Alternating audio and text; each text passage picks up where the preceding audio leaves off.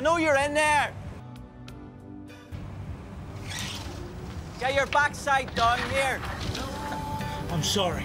You shouldn't be apologising to me. What about Mel? I made a mistake. Oh, that's fine then. I'll just go over and tell Phil it was a mistake. I'm sorry. Look, I'm not up to this right now. We'll have to talk tomorrow. Steve! Steve! Steve! Be no tomorrow. I know this much. It's true!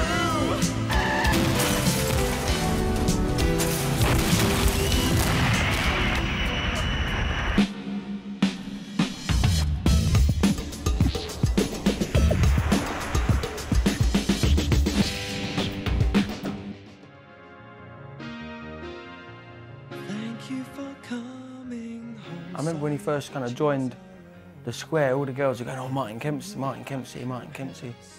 Woo! I've seen women literally almost like faint when he walks into the room. It's Martin Kemp. He is sexy. He can't help but be sexy. He just is. It's his eyes. He's got those gorgeous blue eyes. And I think it's something... I remember when I first met him, I was like, oh, just standing there like, oh, it's Martin. He's not bad looking, is he? That's that guy from Spandau Ballet. Spandau Ballet. God.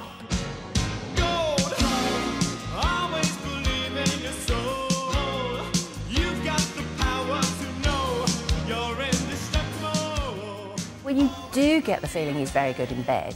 He's charming, you know, you can really imagine people falling for him. Oh, wow. He looks like a film star, really, Martin Kemp. When you see him, he's got really blue eyes and you can see him from miles away. I tell you, that guy's not far from the next James Bond, if you ask me. Steve Owen has left behind a trail of destruction after 3 years of square warfare. But what about Martin Kemp? Is he a best-dressed bad guy? Melanie Sykes exclusively dodged the flying ashtrays. There you go, come into the E20. Oh, yes, very nice. Take a seat. Thank you. And we've got champagne as well, which is a bit of a Steve Owen trademark, isn't it? It is, yeah, usually followed by the ashtray to the back of the head. Could you tell me, Martin, about when you first heard about the part that was going on EastEnders? You know, I was thrilled, to be honest. I mean, EastEnders, I was the same as every other guy in Britain. You've grown up with that show, you know, it's part of my life. And I remember being in Spandau Ballet, and the most exciting point of the week when we used to be on tour was having all these EastEnders tapes flown over to wherever we were in the world. Did you? And that was our big point of the week, was Friday nights having the EastEnders tapes played and the Chinese takeaway. And that, for us, was rock and roll.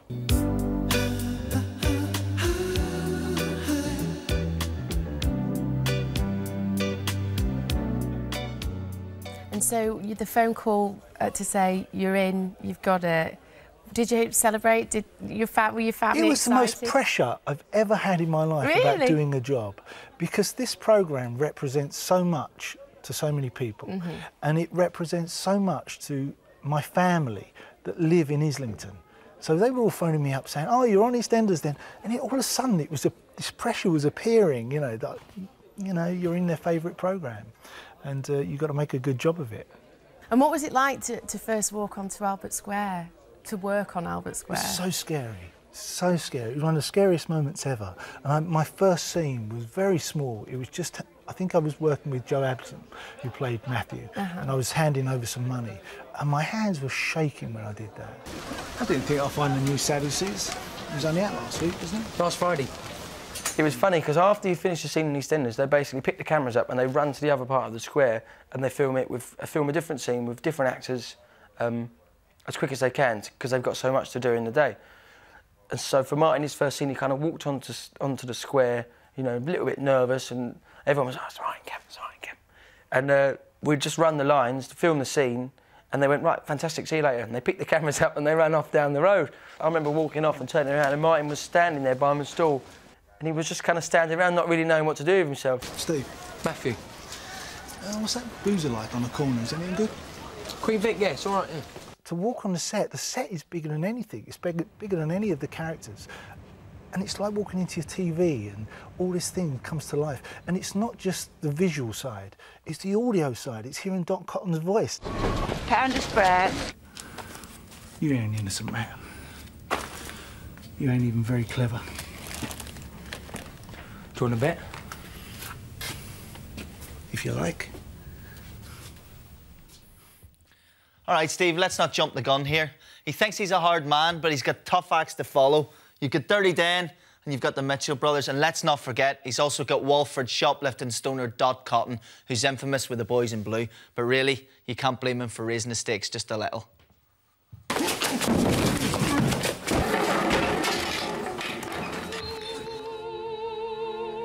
I love doing it. There's nothing like playing a bad guy.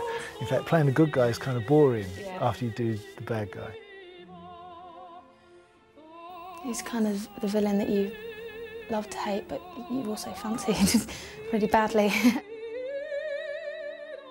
Girls love a bit of rough and I love a bit of bad boy, and I think they still get fed up of it at some point and it all turns horribly wrong. But, you know, there's nothing wrong with it in small doses, I'd say. It's all very exciting.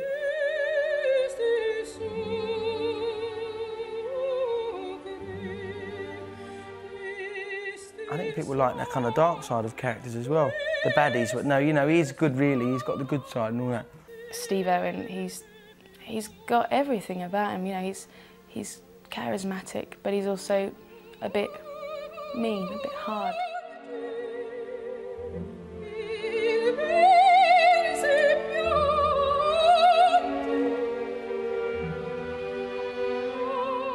He has this image of being the flashy, evil, sexy creature. He's a little bit woo, he's a little bit this and that.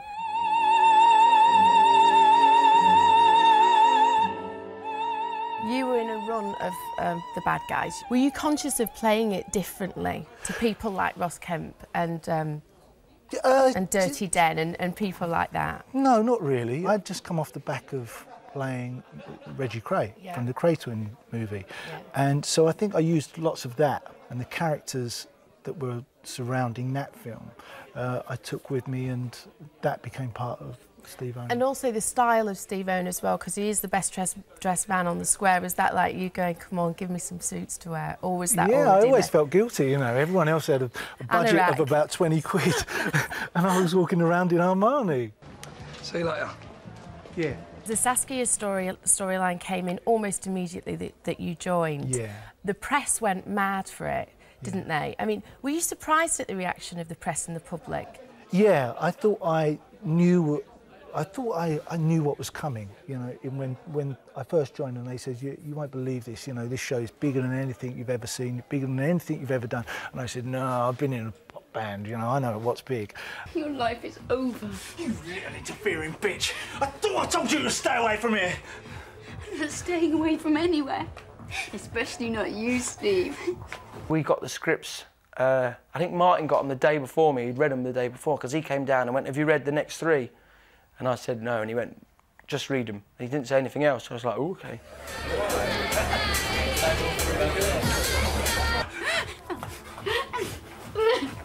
Now you either get out or I'm going to sling you out. Really? Yeah, really. Go on, then throw me out. Throw me out. Come on. We spent, you know, a couple of days doing it, and the woman, Deborah, that played Saskia, she had to do all the work in the scene, really. She had to go for Martin. So Martin's reacting to being sort of strangled, so she's got to put all the energy in. And then I just ran in at the end. So the actual murder scene was quite easy, because all I had to do was run in and go, stop, stop, stop. Oh, no. You killed her. Get off him. Leave him alone.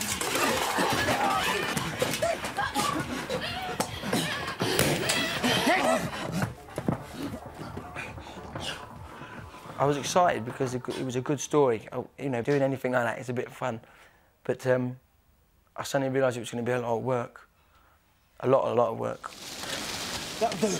We'll cover it with some leaves and stuff. That'll be deep. Look, just give us a hand, will you? Think it should be deep? Look, just shut up! Now listen to me. It's going to be light soon. There's nothing on her saying who she is. It's going to take me a while to identify the body. Now, let's just get on with it, shall we? I really enjoyed that. It sounds a bit sick, but things like pretending to bury a body in a forest, and they had all the smoke guns and everything. It was like, this is what filming is, I suppose, pretending, you know, clearing up blood and pretending you've got blood on your hands and all the things like that. It sounds a bit sick, but it's kind of what acting is, isn't it? It's easier to act if you've got to pretend to bury a body than it is to ask for a cup of tea in the cafe. After the Saskia murder, when we were doing the trial between Steve and Matthew. Gosh, that was and that thing just overtook the nation. A lot of the old women used to hate me, hate me. You know, they called me every name under the sun in the shops. And it was fun. But all the guys used to love me. All of the pub boys used to go, "Hey, Steve, good job you knocked that bird on the head." Members of the jury, have at least 10 of you agreed on your verdict? Yes, we have. In respect of Stephen Owen, on the count of manslaughter? Not guilty. In respect of Matthew Rose, on the count of manslaughter? Guilty. No! He's innocent! My son is innocent! Me and Joe hit it off. It was good. It was a good team. You work with someone that it does click, and certain things go unsaid. What are you doing here? All in good time. I was pleased they wrote those scenes to finish it off. Fun's over. It's good fun. It's a good chance to get him back for the year I'd had of abuse. Saskia wasn't the only one who died that night. Something in me, who I used to be, died too, because of you. What you did changed everything forever. And I understand that now. I just want you to. Steve's character's got loads of different layers. He's very manipulative, he lies, he cheats, he can switch on the tears like that. As an actor, do you have to have a foundation for him? Do you have to know where he actually is coming from? Oh yeah, absolutely. The audience might think, oh, Steve's crying because he's lying, you know, he's trying to get away with this one. But as long as you play it for real and it's actually happening at that moment, then the audience believe it. This is how it ends. Everything's stripped away until all that's left is who you are. A pathetic little runt begging for life with snot on your face. It is time for you to stop all of your sobbing. Yes, it's time for you to stop all of your sobbing. I've fallen apart. There's one thing you gotta do to make me still want you. Gotta stop sobbing, I wanna stop sobbing, yeah. I think when a character can be villainous and do bad things, but you can still see a chink in the armour, you can see a bit of vulnerability, then that helps you to warm to him. He plays a suave, smooth kind of character, you know, with the gold cufflinks, and gives it a bit of the James Bond routine, but underneath there is definitely a soft centre, and you saw when his mother turned up what a mess he was. Well, if I wasn't nervous before, I am now. In the first episode that I did, the wedding scene, what I liked was that Barbara Owen was so funny. No problem. I don't remember inviting you. Well, I just assumed after don't last night. assume anything. He didn't see fit to invite even his own mother. You're not going to introduce us, Stephen? Phil Mitchell. He's an old friend of mine. Well, Steve never told me he had such a glamorous mother. She takes a fancy to Phil, thinks he's lovely. What a very nice boy you are. He did one of those sort of awful grins. In fact, it's one of the few times that you've seen Phil grin on television. So Sheila plays your mum, doesn't she? Yeah. Had you always admired Sheila? Because I have. I think she's a fantastic actress. Absolutely. So are you quite pleased? Thrilled, man. When they told me she was coming in to do it, I was thrilled. Your mother and father were unable to make it, Melanie. No. They're divorced, I understand. Who told you that? Philip. He's such a lovely young man. And also the put-downs of Tamsin, you know, terrible, bitchy put-downs. Now tell me, when did you first decide that you wanted to become a barmaid? Mrs. Owen. Why don't you call me Mum? So I just thought it was an enormous fun. And it was such a lovely idea, this woman living in a council flat with photos of the royal family all around and dressing herself up in the best way that she can. Do I not get a kiss?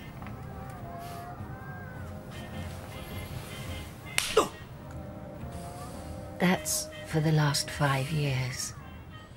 I think the whole idea of it was to try to understand where Steve's coming from, to give a bit of his childhood and his background.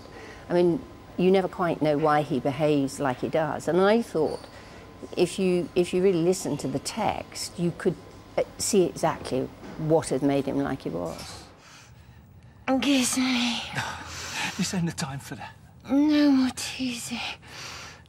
Please. I'm gonna call an ambulance. Oh, Chrissy. I can still do it. I can still be that evil bitch. And at the end, when she's dying and when she's befuddled, she kisses him. But everybody picked up on that and said it meant that there'd been an incestuous relationship. What nobody picked up on was that it was absolutely clear that I had beaten the children, both of them. I'd actually, in the scene, I hit Martin with a stick and said words to the effect of, "You see, I can still do it." I found that so difficult to do. I'm gonna get you a doctor. Maynard, you're going to kiss me on my lips.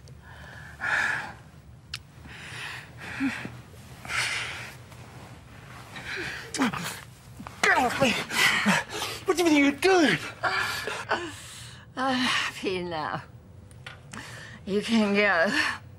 That's all right, beat them, but don't kiss anybody. You know, that's taboo. Weird.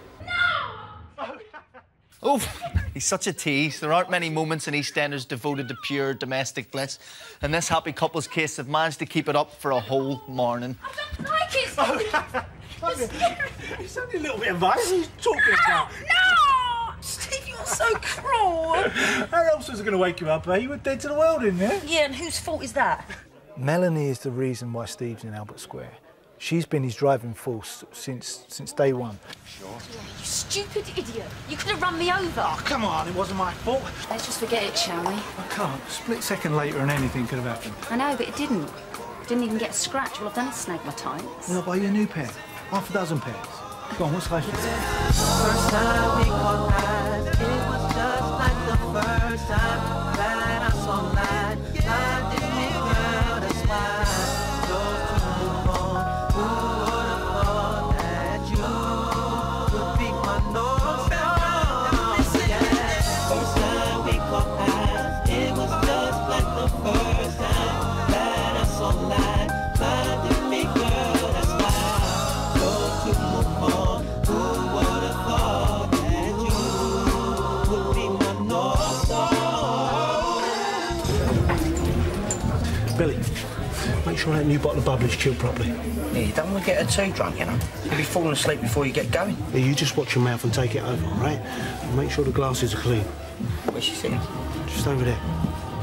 Hey, Steve, looking hot tonight. Melanie, playing hard to get. Well, there's a first time for everything. Walking out became the theme of Steve and Mel's relationship, and you can see some reason for it. He is hardly the perfect husband. So what's it like from Mel's side of the fence? Melanie Sykes, who I'd possibly marry, met up with Tamsin Outhwaite, who I'd possibly marry, for a girly chat over at Bridge Street.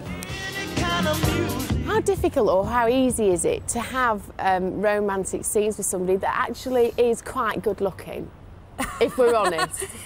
He's not bad looking, is he? He's lovely. Well, it's easy if you kind of get to know each other, or if you feel comfortable with each other. And we wanted to just make sure that it was really realistic, as realistic as possible, so that you believe that we were in love, you believe that we hated each other, and so we really spent a lot of time kind of practicing and running lines and making sure that we were trying to get the best out of each scene. So I think we did help each other quite a bit. I've never been so pleased to see someone in my entire life. Hey, it's all right. Some of the aggressive scenes, and I mean, there have been some where I've actually gone for him and started hitting him. Well done. I am surprised. Surprised! Very surprised. Shocked! You've overwhelmed me! I did it for you, all right? You did it for yourself like you do everything else! No, I normally say at this point, Martin, is it all right if I kind of go for you? And he's always like, yeah, do whatever. So we're both really open to suggestions, and that helps. What are you saying? You want me to have your babies now, do you? What do you reckon? Oh, it's all a little bit conventional. But, I think that you should be the one to give birth. Oh! Right, that is it. Right, you've had it now. And you're doing your last scene with We him are today? doing our last scenes together today. And yeah, it's going to be very, very strange. Just one, not having him around, because although he does keep himself to himself, you know that he's a good anchor.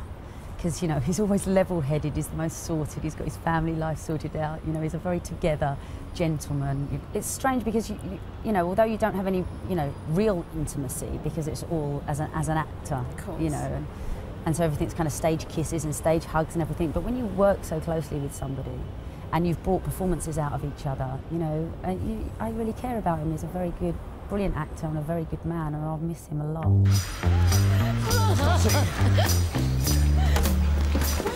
Lisa, get whatever she needs, just keep her calm, you understand me? There was no speedy recovery for Steve Owen as he finally met his end. And we're not kidding when we say women the nation over felt his pain. Martin and Melanie take us through his last day as an EastEnder. You know, this last week has been the hardest week I've had since I started. That's it. Go back in your room.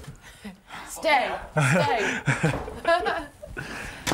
Can I sit down? Of course you can, yeah. Makes you feel at home. It's very pokey in here, though, isn't it? Yeah. Actors' dressing rooms aren't very good places anyway. I think they're full of anxiety and they're full of stress. You know, before you go on to do a scene, even if you're the most confident actor, you're sitting here, you're going over your lines, you're doing this, you're going, oh, there's not much room to I knew it last night, but I can't remember it now. And they're always full of stress. Well, it's your last day today. You feeling a bit emotional? Not really emotional. I would say kind of anxious. You know, it gives you a certain amount of anxiety, I think, because, you know, I'm comfortable in doing this. Yeah. Because I know that I'm dealing with a successful role. Don't you think it would have been nice, though, if Mel and Steve could have just gone off into the sunset together? But that is the beauty of soap, you know. You give an audience as much as you can. All the time they think they're going to get what they want. And right at the end, you whip the rug away from under their feet, and so they don't get it. That makes you watch the next episode. Well, the actual way that you exit this show is really very dramatic, and the build-up to it is a lot of hard work. Yeah. I'm not getting a sack, but being blown up, that's you get finished off big time in this, don't you, really? Yeah. I swear to you on my daughter's life, I'll do anything you want. Just bring her back. You say please. Please. Come on! You can do better than that. You're breaking up on me, Phil. I said please! Goodbye, Phil. You know, at the end of the day, I'm an actor, right? Yeah. It's not down to me how I go. It's up to them. Yeah. And they made the decision to kill me off. I'm quite happy to be killed off because it means that the next time people see me in a different role, they know that Steve Owen's dead and he's been left behind and he can't come back. So you've got to accept Martin Kemp as something else. I'll see you later. I'm coming with you. Oh, come on. So you're making me nervous. Oh, I'm sorry. I'm sorry. I'll keep very, very quiet. I always get nervous. You know, it's the way you are, isn't it? Do we have to be quiet now? Yeah. See, I am going to miss it, really. Cool. I'm not leaving it because I don't like it. I know you're not. I'm leaving, you know, just to move on, do something different. Sure, I know, but you've been here a while and it's been good, hasn't it? I've got to do this now. Go and do it. See you later. Okay. Nice and quiet for rehearsal then, please, folks. Ladies. Hello, darling. Hi. I'll have a large Scotch, please, Sam, whatever you're ready. I'll have a screaming orgasm. It's a cocktail. You've read one? I don't think I have, no. Shame. Actually, I'm gonna get off. What? You've only just got here. I know, but you wouldn't believe how much I've got to do still. I wouldn't believe it. I'll see you later. All right, see you later. Bye. You two seem very cosy. Yeah, well, you just called it, eh, Sam? You told me you were having problems. We are, all right? Don't mean to say we're going to start screaming and shouting in the middle of the pub, does it? Do you know what? I've got this really horrible feeling that you're just messing me about. Oh, don't be silly. Of course not. That's what it feels like. It's a delicate situation. Yeah, well, not to me. Yeah. How did it go? It was good, you know. It's, the Vic's a lot of pressure. Yeah. You know, it always is. And I'm sorry to leave it, you know. It's one of those things, isn't it? You know, yeah. We'll move on. When I counted up my demons,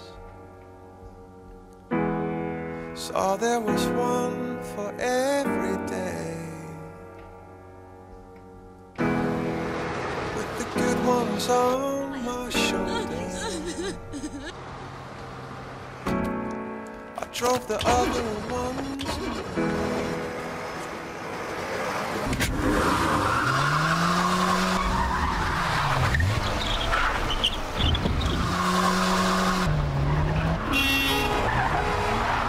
So how do you feel about that he's leaving, and how do you feel? I'm a bit choked, really. Yeah, because he's become a good mate and stuff, and because you do a lot of scenes together with someone, and he's a cracking actor, and he's a very sort of generous actor and everything like that.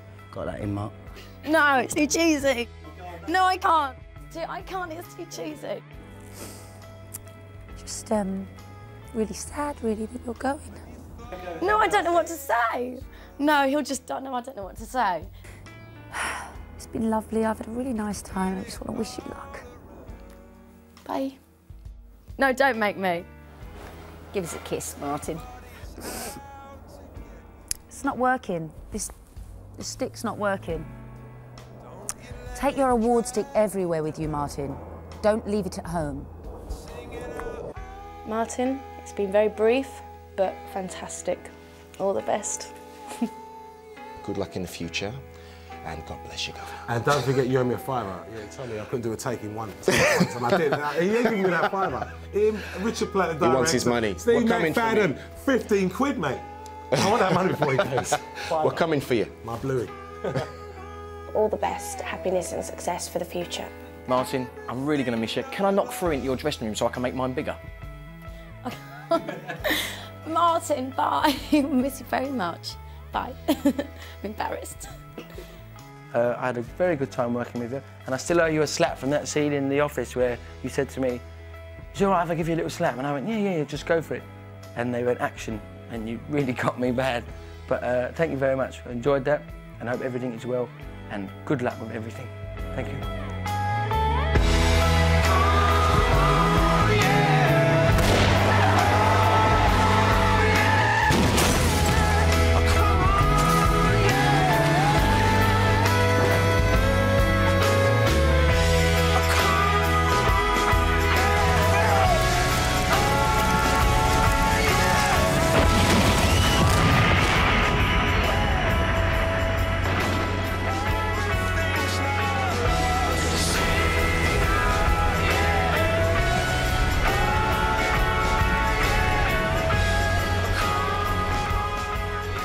I'm going to miss it.